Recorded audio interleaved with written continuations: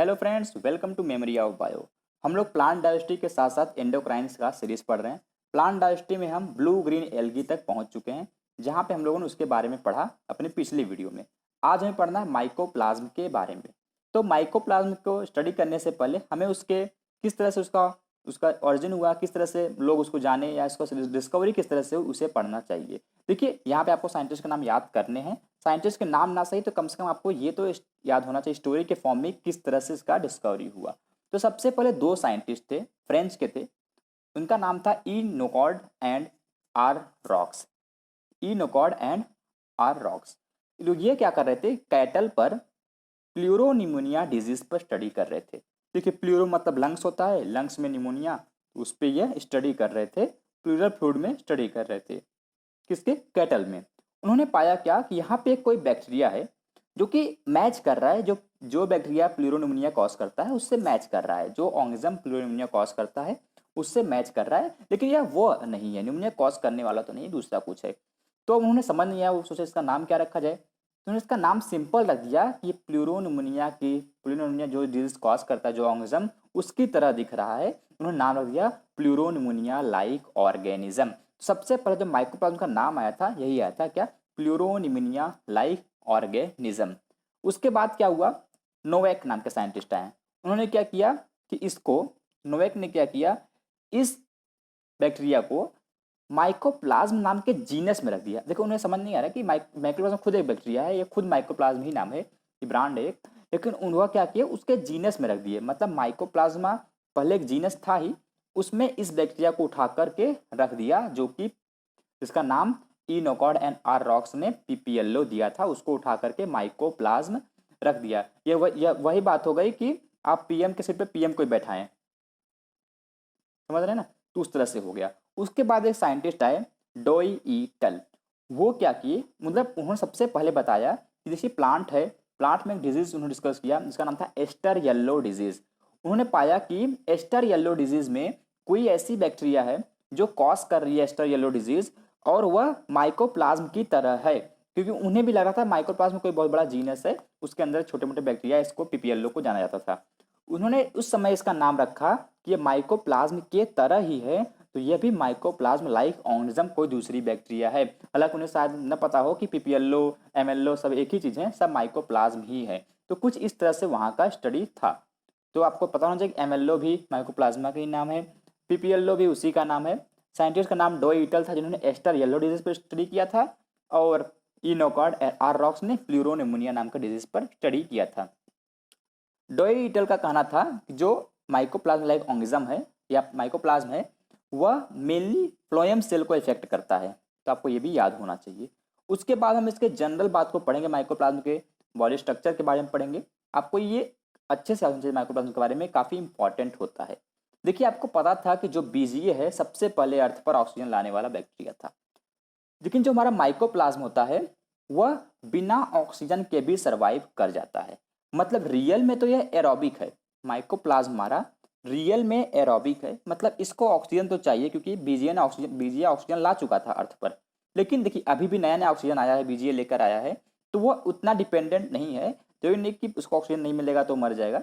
वो सरवाइव कर सकता है बिना ऑक्सीजन के ही। उसको क्या बोलोगे, जो हमेशा बिना ऑक्सीजन के सरवाइव करे उसको हम बोलते हैं एनारोबिक। अब जो अपने अनफेवरेबल कंडीशन में बिना ऑक्सीजन के सर्वाइव कर पाए उसको बोलेंगे फैकल्टेटिव एनारोबिक। हमने डिस्कस किया था उसको यू बैक्टीरिया के क्लासेस में भी। तो ये क्या हुआ, फैकल्टेटिव एनारोबिक। अब बात आती है इसकी स्ट्रक्चर के बारे में। देखिए, आज तक मैंने आपको कभी डिस्टर्ब नहीं किया सेल मेम्ब्रेन के लिए, लेकिन आज मैं आपको करूंगा, क्योंकि हर जगह हम पढ़ते आते सेल मेम्ब्रेन बना है, लिपोप्रोटीन लिपोप्रोटीन, यहाँ भी लिपोप्रोटीन का ही बना है। लेकिन आज आपको नोट करना है कि माइकोप्लाज्म का जो सेल मेम्ब्रेन है वह ट्राई लेयर्ड है। देखिए, इसमें तीन बहुत आता है। अभी हमने पढ़ा कि माइकोप्लाज्म के नाम तीन है, एमएलओ, पीपीएलओ, खुद माइकोप्लाज्म। वैसे यह ट्राई लेयर्ड भी है। कौन, इसका सेल मेम्ब्रेन ट्राई लेयर्ड होता है।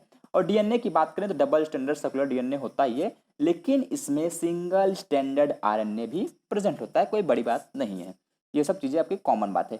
सबसे इंटरेस्टिंग इंपॉर्टेंट चीज़ क्या है इसमें, इसको हम लोग जोकर ऑफ माइक्रोबायोलॉजी बोलते हैं। ऐसा क्यों बोलते होंगे आप सोच सकते हैं। देखिए, जोकर कौन है, जोकर मतलब जो कभी भी अपना फेस बदलता रहे, एक अलग उसमें चेंजेस आते रहते हैं। उस तरह से यह बैक्टीरिया भी है, ये अपना स्ट्रक्चर हमेशा बदलता रहता है। क्यों बदलता है भाई? क्यों? क्योंकि इसमें सेल वॉल प्रेजेंट नहीं है, तो इसका रियल स्ट्रक्चर कोई फिक्स नहीं है, कभी भी कहीं से मुड़ सकता है। मतलब इतना समझिए कि जोकर ऑफ माइक्रोबायोलॉजी है क्योंकि इसमें सेल वॉल अब्सेंट होता है। तो आई होप आपको ये पॉइंट भी क्लियर हो गया होगा। उसके बाद बात करें ये न्यूट्रिशन कैसे लेता है। देखिए हम लोग होलोजोइक न्यूट्रिशन लेते हैं, डायरेक्ट फूड को इनटेक कर लेते हैं, लेकिन बैक्टीरिया, ये इस तरह के बैक्टीरिया क्या होते हैं, अपने फूड को बाहर ही डाइजेस्ट करते हैं और उसको ऑस्मोसिस के थ्रू एब्जॉर्ब करते हैं। तो यह उस तरह का बैक्टीरिया है और इस तरह के मोड न्यूट्रिशन के मोड को बोलते हैं ऑस्मोट्रॉपिक मोड ऑफ न्यूट्रिशन। ये आप जूनियर क्लासेस में अच्छे से पढ़े होंगे कि ऑस्मोट्रॉपिक मोड ऑफ न्यूट्रिशन क्या होता है। तो माइकोप्लाज्म में ऑस्मोट्रॉपिक मोड ऑफ न्यूट्रिशन पाया जाता है। देखिए अभी मैं बात कर रहा था, इसको जोकर ऑफ माइक्रोबायोलॉजी बोलते हैं। देखिए मत क्यों बोलते हैं? क्योंकि इसमें सेल वॉल नहीं है।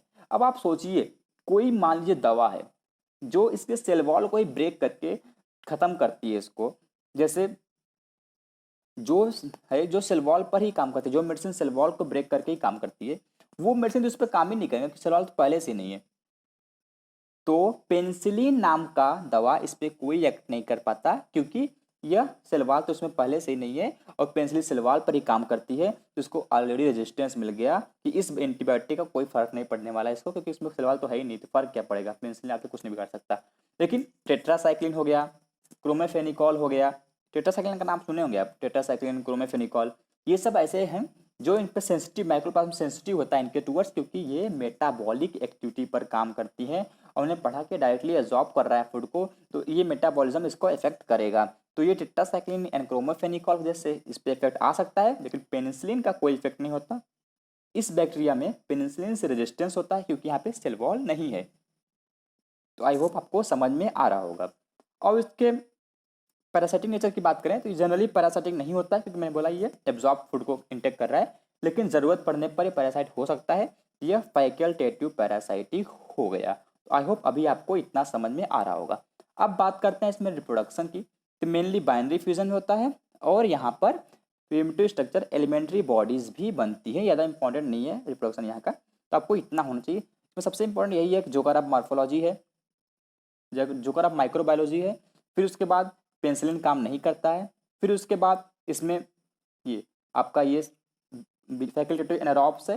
ये सब चीज़ें आपको कॉमनली पता होना चाहिए और इसके डिजीज़ पता होना चाहिए। देखिए प्लांट डिजीज़ कितने होते हैं इसमें little leaf disease of the brinjal होता है, बंची टॉप ऑफ पपिया होता है, witches broom of groundnut होता है, aster yellow disease of sunflower होता है। अभी मैं आपको इनके डायग्राम्स को दिखाता हूँ, रियल पिक्स को दिखाता हूँ।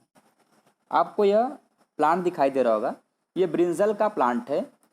देखिए आपको ये प्लांट के डिजीज़ और किससे कॉज्ड होते हैं ये बहुत अच्छे से याद करना है, क्योंकि ये काफ़ी कंफ्यूजिंग है। जब वायरस पढ़ेंगे वहाँ पे अलग डिजीज़ आएगा और बैक्टीरिया, एल्गाई, फंजी में अलग अलग डिजीज़ आते हैं।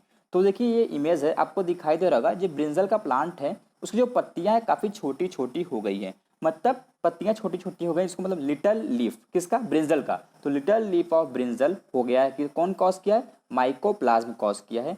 तो little leaf disease of brinjal is caused by the mycoplasma. उसके बाद हम सारे डिजीज को देखेंगे, जितने भी डिजीज होते हैं माइकोप्लाज्म से जो इंपॉर्टेंट हैं, तो आप देखते रहिए। अब आपको यह पपैया का प्लांट दिखाई दे रहा होगा, जहाँ पे आप देख सकते हैं इसके टॉप पर ये किस तरह से हो गया है। इसको बोलते हैं बंचिंग ब्रूम ऑफ पपैया। शायद आपको ये इमेज ब्लर दिखाई दे रहा होगा, मैंने इसको पॉज किया था इसलिए। यह बंचिंग ब्रूम ऑफ पपैया है, ये भी माइकोप्लाज्म से कॉज होता है। तो आपको ध्यान से ये इमेज अपने माइंड में बैठाना है कि पपैया भी माइकोप्लाज्म से कॉज होता है, क्या, बंचिंग ब्रूम। यहाँ आप देख सकते हैं आप इसके बारे में। इसके बाद आता है दो डिजीज हमारा, जो सनफ्लावर में होता है और एक हमारा होता है इसमें, एक सनफ्लावर में एक होता है हमारे aster yellow disease of sunflower, और ये आपको दिखाई दे रहा होगा इमेज सनफ्लावर का, इसको बोलते हैं aster yellow disease of sunflower, जो कि माइक्रोप्लाज्म की वजह से होता है। तो ये भी आपको याद करने हैं, चार आपको याद करने हैं। सबसे पहला आपको ये याद करना है कि एक होता है हमारा बंची ब्रूमा बन पपैया, दूसरा होता है हमारा ग्राउंड नट में, तीसरा हमारा होता है आपको aster yellow disease of sunflower, फिर आपका एक और होता है जो कि ब्रिंजल में होता है। तो चार प्लांट में होते हैं, ब्रिंजल में, पपैया में, फिर इसमें सनफ्लावर में, फिर अपना ग्राउंड नट में। अब हम देखते हैं ग्राउंड नट को। यहाँ भी आप देख सकते हैं, इसको बोलते हैं witches broom of groundnut, जो आपको दिखाई दे रहा होगा।